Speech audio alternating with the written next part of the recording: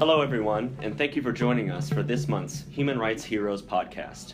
I'm Corey Andrews, the spokesperson for the Bureau of Democracy, Human Rights, and Labor at the U.S. Department of State. Today, I am pleased to welcome Amina Bendoua, a journalist from Tunisia. Amina is a radio journalist and radio host and producer in the first privately owned radio station in Tunis, Radio Mosaic FM. She is the host of Forum, a live debate call-in program which deals with different social topics including racism and gender equality. She also hosts Let's Talk, a talk show where guests can interact with experts on social issues, including religion and diversity. Amina is here for a 3-week International Visitor Leadership Program sponsored by the Department of State to learn more about the role of the media in supporting democratic institutions and promoting community development. Amina, I am so pleased to have the opportunity to sit down with you to discuss your experience as a journalist in Tunisia. And so I'd like to ask if you could start by talking about your personal story. What motivated you to become a journalist? Okay, I was in fact a law student in Tunisia. I have a master's degree in common law.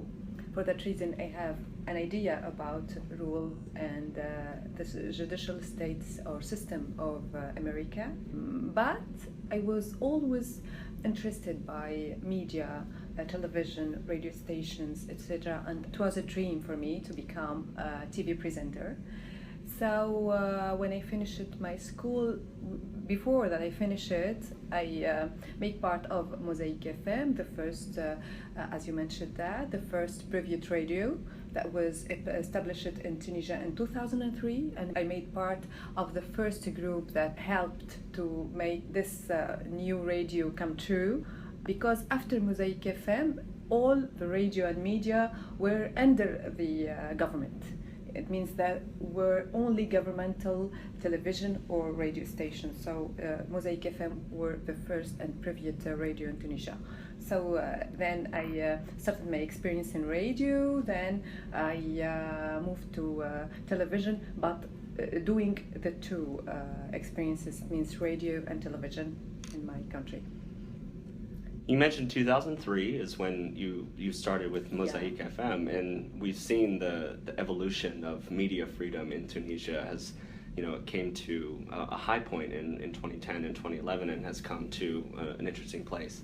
Can you talk about media freedom in Tunisia, what it means to you, and how you think Tunisia is approaching freedom of the press these days? It means a lot, because before 2011 and the revolution in Tunisia, freedom of express and freedom of press was not a reality, in fact. It was just, let's say, an advertisement of the government, but it wasn't really a reality, in fact. But after 2011, we are really free. We can express ourselves as a journalist. I can critique, I can have guests that can debate freely without any limits. But before, from 2003 to 2011, for example, the religious and political issues, it's not possible to talk about in my shows, especially in a radio station, because at that moment I was not working in a television. So after 2011, it became a reality. But what is interesting in this experience is that Facebook and digital and social media helped Tunisian in this revolution. For example, in 2011 and before, YouTube was blocked in Tunisia, were blocked in Tunisia.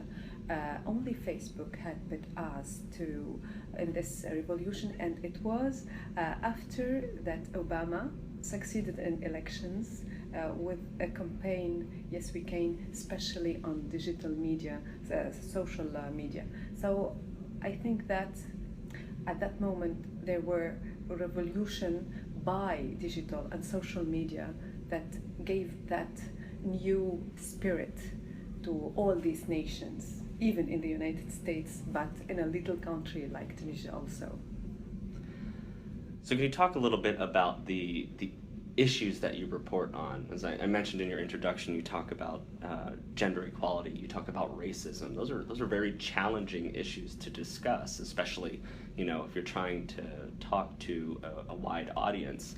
Can you just, you know, talk about how you chose to report on these issues and how you deal with them, especially when they are so sensitive? Yeah, especially racism, for example, in Tunisia, because we make part of Africa. So normally we don't have racism, but in North Africa we are not black, but we have a little minority of black in Tunisia, and they are really suffering of racism. But it's not racism like the United States years ago, let's say. It's another kind of racism. It means that maybe it's a social racism. It's difficult to find, for example, an interracial marriage between a black and white woman, or it's difficult to, when you are walking in a street, you can be harassed or abused. But there's other issues concerning religious issues, especially, but also concerning family, concerning couples, concerning sexuality also. All these issues are really interesting to Tunisian society. And I think those issues, they're very important and they need discussion. I think we recognize that here in the United States as well. I think, you know, racism here has manifested itself in different ways across time, and I think it's really admirable that you've taken on the challenge to discuss these challenging issues. I think last question I have for you and your experience you're about to have in the United States is, what do you hope to take home with you from your 3-week visit here to the United States?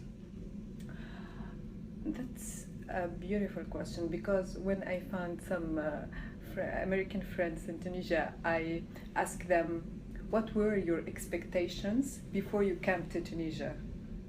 And sometimes they say, we was thinking that it's not a secure country, but it's secure in fact. What I will take from the United States is mainly a multicultural society, a society in which we don't feel different. Difference don't hurt anybody here. Difference don't hurt anybody here.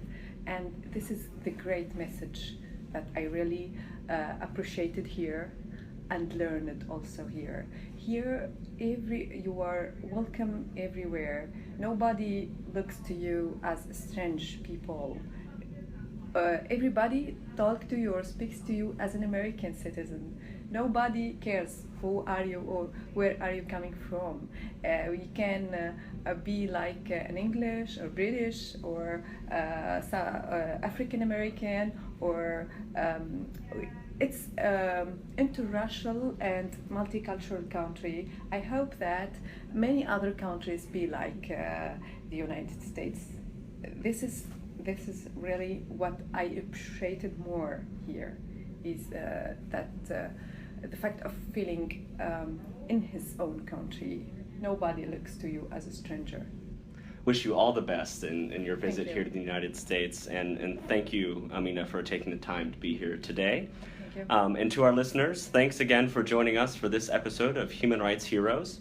We hope you will tune in again next month and follow us on Facebook at state_DRL and on Twitter at @StateDRL to learn more about the State Department's Human Rights and Democracy programs.